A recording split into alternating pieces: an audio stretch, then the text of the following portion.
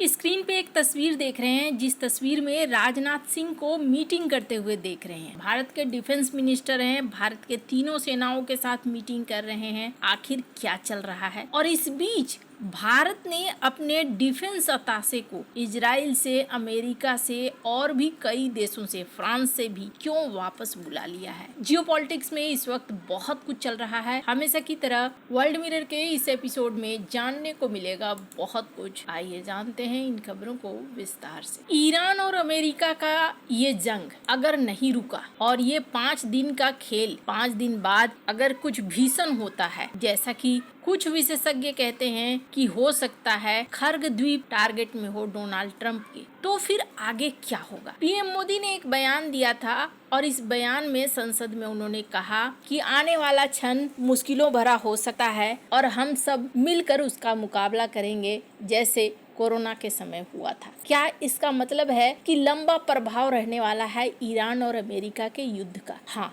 अब बहुत सारी चीजें यहाँ पे बदल चुकी हैं। अगर ये डील फाइनल नहीं होती है तो ईरान के खिलाफ युद्ध में सऊदी अरब और यूएई भी शामिल हो सकता है, जो लड़ाई को और तेज कर सकता है। सऊदी अरब ने अमेरिकी सेना को अपने किंग फहद एयरबेस इस्तेमाल करने की इजाजत दी, जो एक संकेत है कि ठीक है, अगर ईरान चाहता है कि ये लड़ाई बढ़े तो ये लड़ाई बढ़ेगा। वहीं ये भी देखने को मिला कि यूएई ने भी ईरान के मालिकाना हक वाले एक अस्पताल और एक क्लब को बंद कर दिया, जो यूएई की नाराजगी है जो दिख रही है ईरान के खिलाफ। मिडिल ईस्ट के 2 ताकतवर देशों ने जिस तरीके से कदम उठाना शुरू कर दिया, उससे एक चीज तो साफ होता है कि ईरान के लगातार हमलों ने उन्हें युद्ध में शामिल होने के लिए मजबूर कर दिया। एक तरफ कहा गया कि डोनाल्ड ट्रंप सीज फायर कर रहे हैं, लेकिन ईरान इस चीज को नहीं मान रहा है कि वो सीज फायर कर रहा है। वो कई जगहों पर कथित तौर पर हमला कर ही रहा है। ऐसे में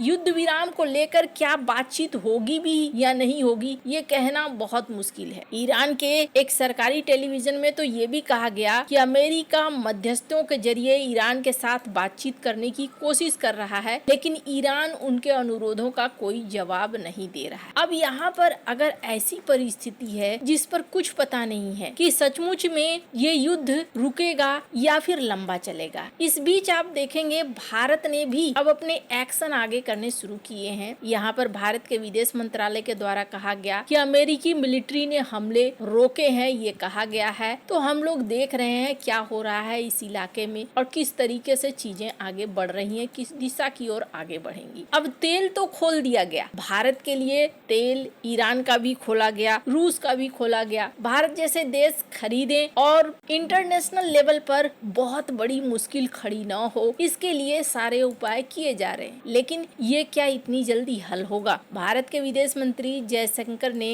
यूएस सेक्रेटरी रूबियो से भी इस कॉन्फ्लिक्ट को लेकर बातचीत की। भारत ने गल्फ देश के कई देशों से भी इस कॉन्फ्लिक्ट को लेकर बातचीत की थी। लेकिन अब भारत क्या कर रहा है? भारत ने अपने तीनों सेनाओं के साथ बैठक किया है। राजनाथ सिंह ने ये बैठक की है, जिसमें chief of defence staff general Anil Chauhan, थल सेनाध्यक्ष जनरल उपेंद्र द्विवेदी, वायु सेनाध्यक्ष air chief marshal Amarpreet Singh, नौसेना अध्यक्ष एडमिरल दिनेश के त्रिपाठी और डीआरडीओ के चेयरमैन समीर कामत भी थे। अब डीआरडीओ के चेयरमैन के शामिल होने का मतलब आप समझ सकते हैं। अब यहाँ पर क्या हो रहा है? बैठक में जो डिस्कशन हुआ वो सबसे पहले तो वेस्ट एशिया में जो कुछ भी हो रहा है उसका भारत के ऊपर क्या प्रभाव पड़ेगा। दूसरा, स्ट्रेट ऑफ हॉर्मुज से गुजरने वाले जो ऊर्जा सप्लाई है उन पर कितना खतरा है, भारतीय जहाजों की सुरक्षा कैसे की जाएगी और तीनों सेनाओं की ऑपरेशनल तैयारी कितनी है, एनर्जी सुरक्षा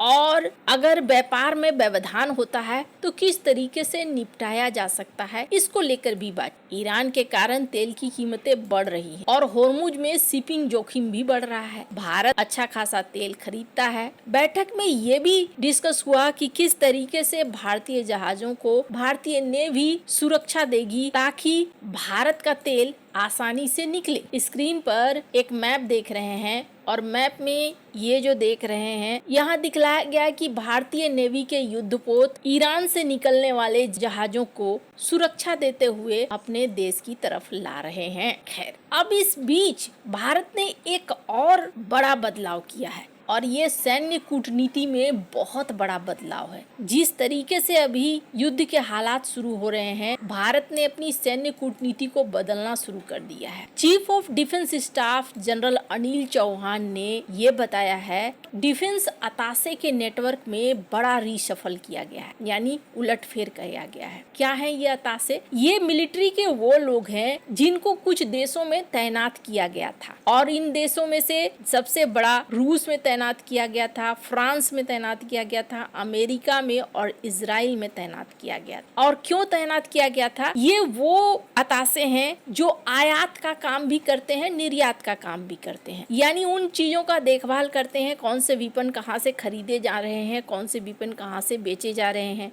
रूस से भारत को 40% मिलिट्री आयात होता है, फ्रांस से 29% होता है, अमेरिका और इजराइल से 15% होता है। इन डिफेंस अताशे को बुलाया गया है और बुलाने के बाद इनको दूसरे क्षेत्रों में तैनात किया जा रहा है। कहाँ तैनात किया जा रहा है? अभी दक्षिण पूर्व एशिया में तैनात किया जा रहा है, अफ्रीका में तैनात किया जा रहा है, दक्षिण अमेरिका में तैनात किया जा रहा है, और कहा जा रहा है कथित तौर पर मिडिल ईस्ट में भी तैनात किया जा रहा है। क्यों तैनात किया जा रहा है? तो सबसे बड़ी चीज ये है, भारत ने इस रीसफल के जरिए अब दुनिया को एक संदेश देना शुरू कर दिया है कि अब खरीदने की बारी नहीं है, बल्कि अब बेचने की बारी है। पहले हम खरीदा करते थे, अब बेचने के लिए तैयार हैं। और अभी क्या देखने को मिल रहा है, जिस तरीके से ये युद्ध चल रहा है, इस युद्ध के बाद कई देश भारत की तरफ दौड़ रहे हैं। भारत के डिफेंस एक्सपोर्ट में मिडिल ईस्ट और नॉर्थ अफ्रीका, इन देशों में मांग बहुत ज्यादा बढ़ रही है। खास तौर से यूएई और सऊदी अरब ने अच्छी दिलचस्पी Akash missile, Pinaka rocket system, artillery, गोला बारूद, radar, electronic warfare system, drone जैसे प्रोडक्ट उन्हें पसंद आ रहे हैं। टाटा एडवांस सिस्टम और कई कंपनियां खाड़ी देशों से बातचीत भी कर रही हैं।